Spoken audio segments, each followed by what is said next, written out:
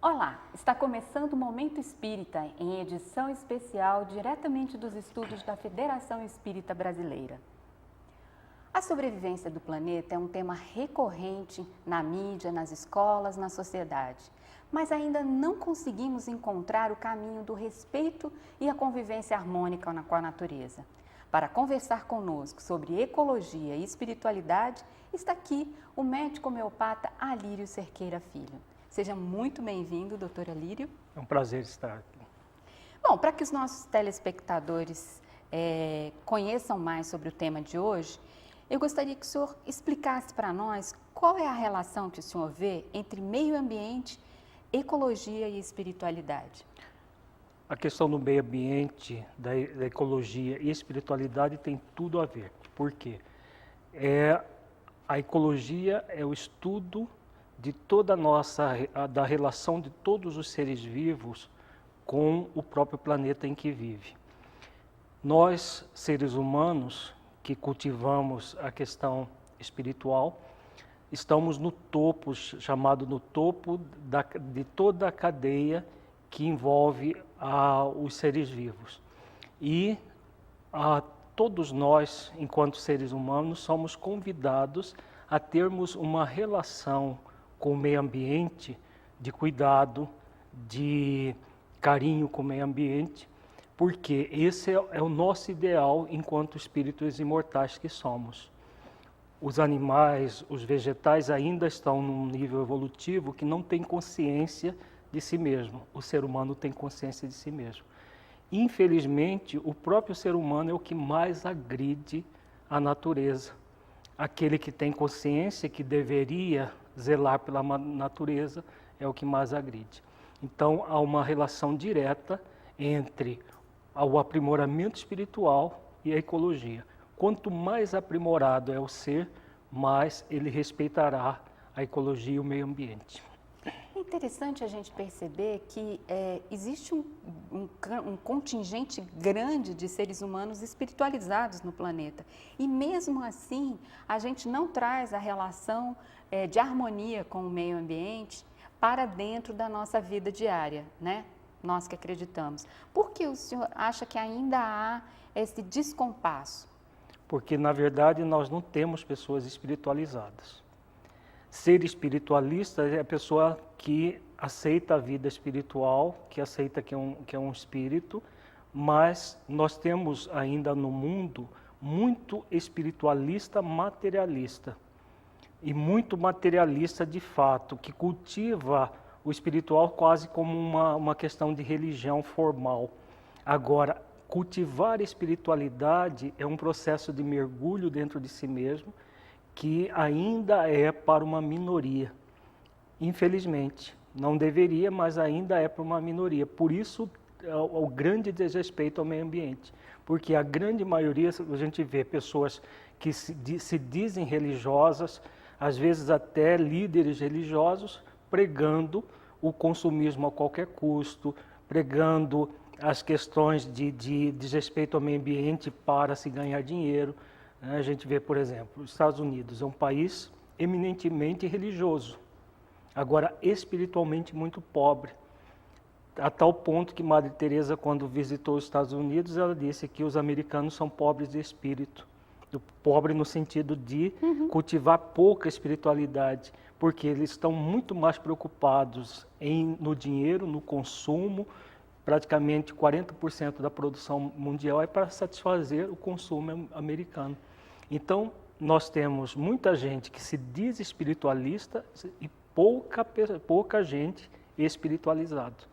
Por mais paradoxal que possa parecer a questão. Mas por quê? A questão espiritual é esse mergulho dentro de nós em busca do autoconhecimento e da autotransformação. Doutor Alírio, o senhor até já começou a comentar o que eu ia lhe perguntar sobre a questão do consumo. Mas eu gostaria que o senhor aprofundasse essa questão do consumo. Como isso impacta, né, dentro do meio ambiente? Essa relação predatória que a gente faz com relação ao consumo. Allan Kardec, em O Livro dos Espíritos, faz uma questão a respeito disso. E os benfeitores falam a respeito de um equilíbrio entre a produção e o consumo. Existe aquilo que é necessário para nós, para mantermos a nossa vida com certo conforto, e aquilo que é supérfluo. Todas as vezes que nós adentramos dentro do supérfluo, buscamos o supérfluo como se fosse necessário, nós entramos num processo de consumismo. E o consumismo é consumir por consumir. As pessoas muitas vezes consomem roupas, os guarda-roupas estão lotados, roupas que elas usam uma vez e nunca mais, às vezes nem usam, só compram, né? Sapatos para 3, 4 encarnações. Tem muitas pessoas que têm faz coleções de roupas, de calçados, de objetos, tudo num processo de fuga de si mesmo.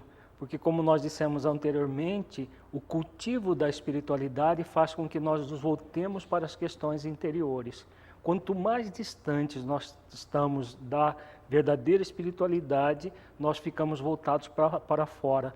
E esse processo de voltar para fora leva o ser humano a consumir como um processo de fuga de si mesmo. E é muito triste nós vermos a sociedade que nós vivemos, principalmente nos países ricos, consumindo por consumir e de uma forma tão predatória a ponto de alguns cálculos feitos por cientistas que, por exemplo, se a humanidade inteira tivesse o mesmo consumo que os Estados Unidos têm hoje, nós precisaríamos de 5 planetas para manter isso. Então, é algo incompatível com um mundo de regeneração, por exemplo, o consumismo, que é diferente do consumo. O consumo é para a pessoa se manter. O consumismo é simplesmente para atender um vazio interior que nunca atende. E a pessoa está sempre consumindo, e muitas pessoas entrando até numa compulsão por compras para tentar satisfazer a sua intimidade sem satisfazer nunca.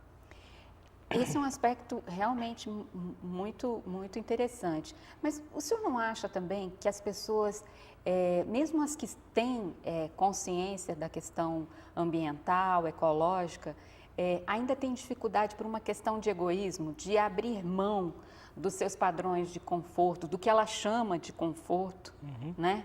E parte desenfreadamente em direção a um consumismo não responsável? Sim, sem sombra de dúvida, porque é aquela questão, quando nós estamos vazios de espiritualidade, uma coisa é você ter consciência teórica ecológica, outra coisa é você ter consciência de si mesmo. A ecologia, do ponto de vista espiritual, ele é resultado de um processo de consciência de si. A pessoa que tem consciência de si, ela não busca em coisas externas atender questões internas. Ao contrário, ela se atende e aí, como um ser humano que está no corpo, é claro que ela vai consumir. Né? Todas as pessoas, por exemplo, têm o direito a uma casa confortável, a uma vida confortável. Agora, esse conforto não deve extrapolar padrões de simplicidade. Agora, quando as pessoas querem o excesso, querem o conforto, por exemplo, uma pessoa que mora numa mansão com 10 quartos. Às vezes é um casal, uma pessoa, 2 pessoas, uma família de 3, 4 pessoas numa mansão com 10 quartos. Para que isso? Né? Normalmente é para ostentação, não para consumir, porque ninguém consegue consumir 10 quartos ao mesmo tempo. Uma pessoa que tem, por exemplo, 100 pares de sapatos, quem é que consegue consumir 100 pares de sapatos? Mas o senhor não acha também que esse consumo exagerado que o senhor está descrevendo não acaba por também subtrair de outra parte do planeta gêneros de primeira necessidade? Sim, sem sombra de dúvida, porque se alguém está morando numa mansão de 10 quartos, alguém está morando num barraquinho de 3x4, né? Por quê? O planeta não tem recurso suficiente para dar uma mansão de 10 quartos para todo mundo. E seria absurdo se nós fizéssemos isso. Então, se alguém está morando numa mansão de 10 quartos e uma outra pessoa que está morando num barraquinho, às vezes de lona PVC. É por quê? Porque existe um egoísmo permeando isso tudo. Então, numa proposta egoísta, egocêntrica, a pessoa, o que importa é o meu bem-estar, mesmo que seja em detrimento do bem-estar do outro. Mas isso é produto de uma sociedade eminentemente materialista, mesmo que seja religiosa, mas continua sendo materialista dentro de uma visão espiritual profunda. Doutora Alírio, o senhor não acha que se nós levarmos o distrato com o planeta até os limites das possibilidades naturais, nós corremos o risco de termos o fim dessa civilização?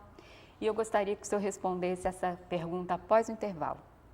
Aguarde um instante só, nós voltamos já com mais questões sobre ecologia e espiritualidade. E quem responde para nós é o médico homeopata Alírio Cerqueira Filho.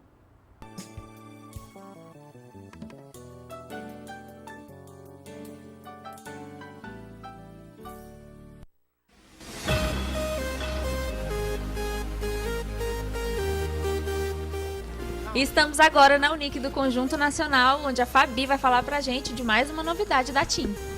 Isso mesmo, o telefone fixo da TIM, você só paga R$ 29,90 mensais, tem direito a 250 minutos para falar com qualquer operadora, tá? Se exceder nas ligações, você paga apenas 12 centavos o minuto. E ainda possui ligações ilimitadas para falar com outros TIM fixos de qualquer lugar do DF. Só que na Unic, você traz o seu número de outro operador e leva o aparelho totalmente de graça.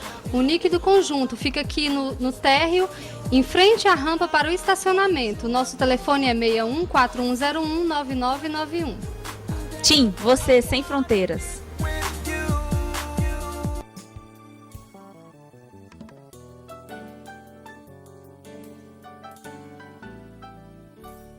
Nós estamos voltando com o Momento Espírita, hoje em edição especial nos estúdios da Federação Espírita Brasileira.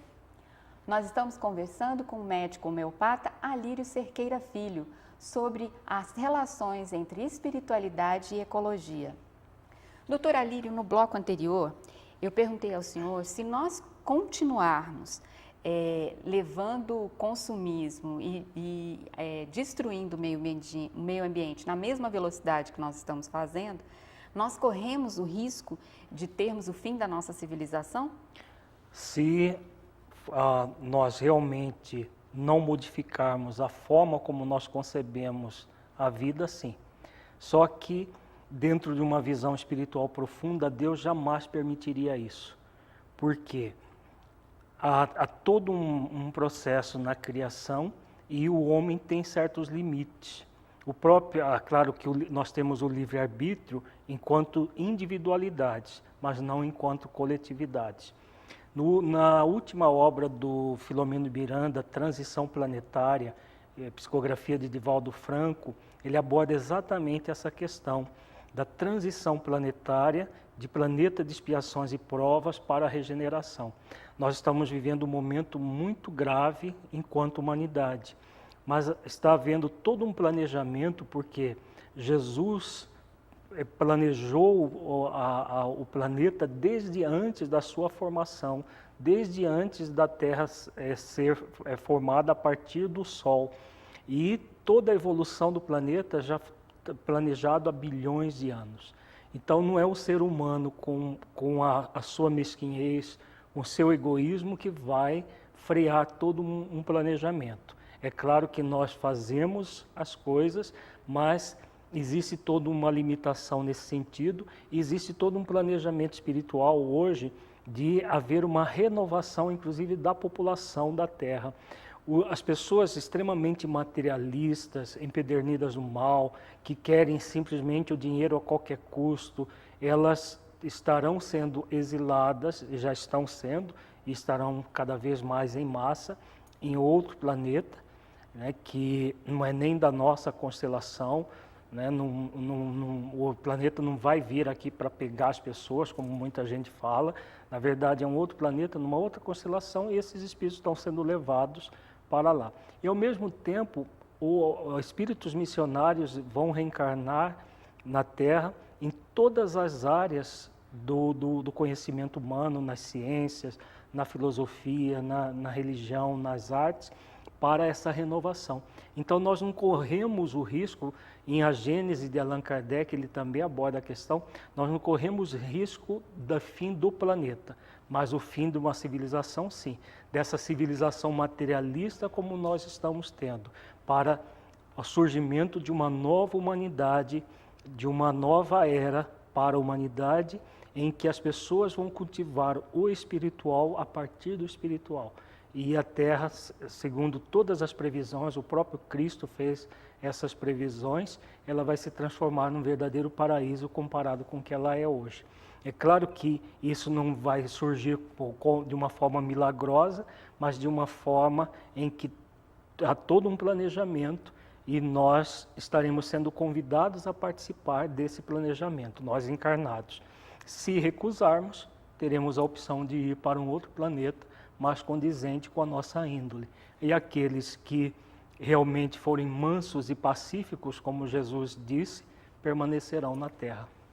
Bom, enquanto esse processo vai se desenrolando, eu perguntaria ao senhor, não há uma relação de causa e efeito com as atitudes que a gente tem tomado com relação ao meio ambiente? A gente tem observado rios que secam, geleiras que estão derretendo, glaciares que estão se deslocando, né, dos seus lugares, enfim.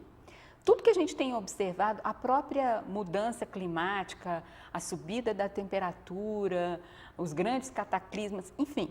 Tudo isso que está acontecendo não é um processo de ação e reação?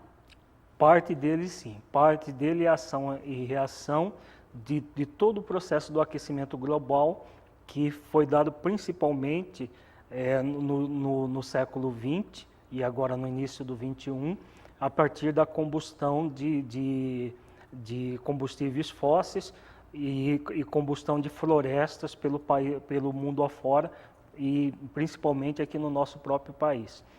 Isso no que tange à questão do chamado efeito estufa. Na questão geológica, de terremotos, de tsunami e outros fatores, esses já estavam previstos, e nesse livro Transição Planetária coloca muito claro isso, já estavam previstos no sentido de que é um movimento que está vindo no mundo espiritual para a adequação da Terra para a fase de regeneração. Um planeta de regeneração não existe mais a dor, não existe mais o sofrimento. Então, não pode haver no planeta de regeneração aquilo que é próprio de um planeta de expiações e provas. Maremotos, terremotos, furacões, tudo o planeta vem sendo trabalhado nas suas entranhas por engenheiros que são cooperadores de Jesus desde a formação do planeta nessa transição. Ao mesmo tempo, tem o ser humano gerando uma profunda destruição nunca antes vista no planeta. Então, são duas coisas, a programação de Jesus e aquilo que a humanidade tem feito baseado no seu egoísmo. O senhor está falando que a gente vai estar caminhando para um processo de regeneração, que as pessoas que não estão condizentes, né, com esse pensamento mais harmônico com a natureza estão indo embora. Esse processo de conscientização começou, na verdade, há quase 22 anos atrás, né, com o relatório da Comissão de Meio Ambiente, né, da ONU, e mesmo assim a gente tem tido tanta dificuldade para mudar esses padrões. Ao que o senhor atribui essa dificuldade de mudança? A dificuldade tem a ver com as questões espirituais da vida mesmo. Por que nós temos grandes dificuldades em relação ao coletivo? Pelo egoísmo que ainda nos caracteriza.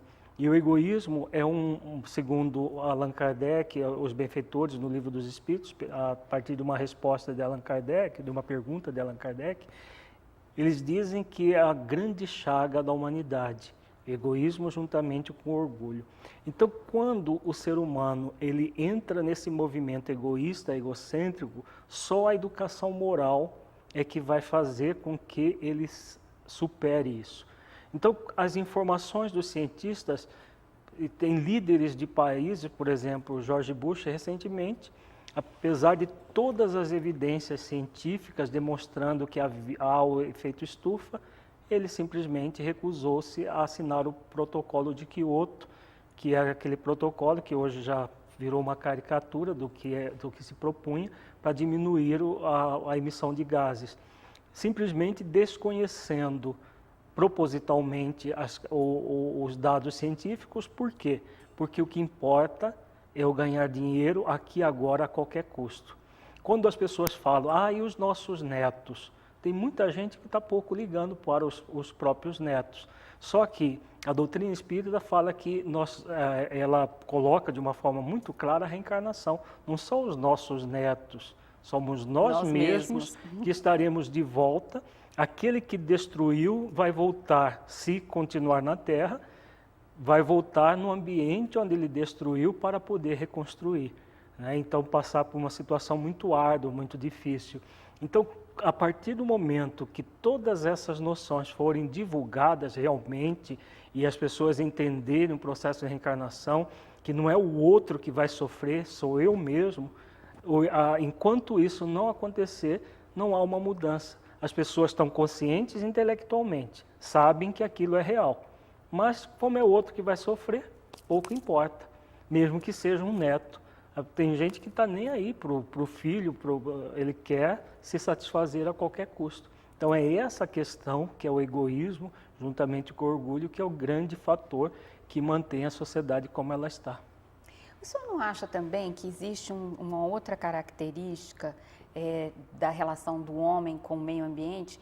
É que muitos de nós ainda têm a impressão de que a natureza é uma coisa e que nós somos outras, né? E que nós somos seres à parte da natureza. Sim, exatamente. Por quê? Na verdade, nós temos até um livro sobre o assunto, que é o Saúde Existencial. O ser humano, simbolicamente, ele é como um triângulo. Temos dois vértices da base desse triângulo, que é o fazer, o ter, e o vértice do ápice, que é o ser. Então, nós temos ainda uma dicotomia em relação à própria natureza, como se a natureza fosse a parte. Por quê? Porque nós não temos uma inteireza diante da vida. As pessoas separam aquilo que elas fazem, aquilo que elas têm, como se o ser que elas são fosse aquilo.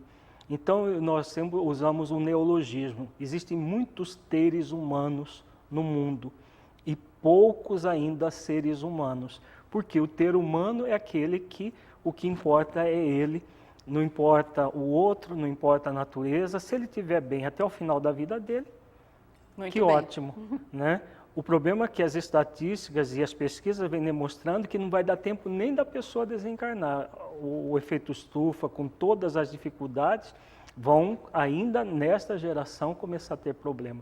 Então, nós, para que tenhamos uma visão integral da vida, é fundamental fazer uma harmonia entre o fazer, o ter e o ser, que é a pessoa inteira. O ser é o valor vertical da vida. O fazer e o ter é horizontal. É importante, mas não é o mais importante. O mais importante é o ser que nós somos. Então, quando a pessoa ela faz coisas para ter aquilo que é necessário, ótimo. Quando ela faz coisas para ter dinheiro que ela em 5 encarnações não conseguiria gastar, aí ela entra em problemas. Isso no nível individual e no nível coletivo. No nível individual, as pessoas ricas estão querendo ficar cada vez mais ricas. Os países a mesma coisa. Os ricos querem ficar cada vez mais ricos, como se esses países flutuassem no ar, na atmosfera ou numa outra coisa, e não no planeta. Né? Como se, por exemplo, os Estados Unidos flutuassem em algum lugar que nem é o ar, porque se o ar está sendo poluído, nem dá para ficar nem no ar. Né? E fizesse parte de um outro planeta e não a Terra. Né? Se destruir a Terra, não vai destruir os Estados Unidos. Né? O George Bush pensava assim, não sei se esse Obama pensa assim, mas até agora não fez nada para mudar isso.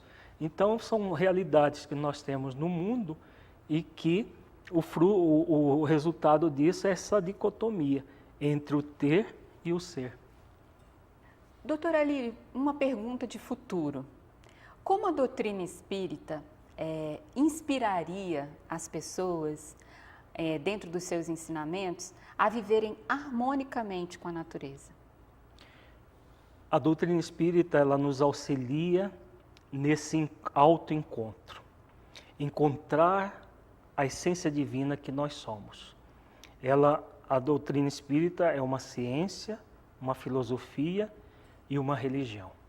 Então, ela, como ciência, ela aborda o ser humano, o ser vivo, o ser humano e todos nós, como seres espirituais em evolução, em harmonia com o planeta, onde vivemos, né? O planeta que estamos encarnados. No nosso caso, na Terra. Poderia ser em outro planeta também. O aspecto filosófico nos mostra quem nós somos, para onde nós vamos, qual é o sentido da vida. O sentido da vida não é para ter, mas para ser. O ter é apenas algo transitório. E o aspecto religioso nos orienta a religar com Deus. Sem essa religação com Deus, nós vamos continuar cultivando o egoísmo e o egocentrismo. Enquanto estivermos cultivando o egoísmo de uma forma orgulhosa, egocêntrica, nós estamos distanciados dos valores da vida. A doutrina espírita é uma doutrina por excelência que nos auxilia nessa busca do ser integral, do ser que tem consciência de si e a partir dessa autoconsciência vai ao encontro do outro, não apenas do outro ser humano, mas de todos os seres vivos, de todos os seres sencientes, como dizem os mestres orientais. E quando nós temos um respeito por todos os seres sencientes, nós vamos buscar nos adequar a um padrão de consumo adequado, nós vamos buscar estar em harmonia com o universo, né? E esse universo dentro da nossa pequenez, no nosso planeta. Se tivermos em harmonia conosco, em harmonia com o universo, estaremos em harmonia com Deus. E isso a doutrina espírita nos ensina. Doutora Lírio, muito obrigada pela sua entrevista ao Momento Espírita. E nós convidamos você para a nossa próxima entrevista. Muito obrigada.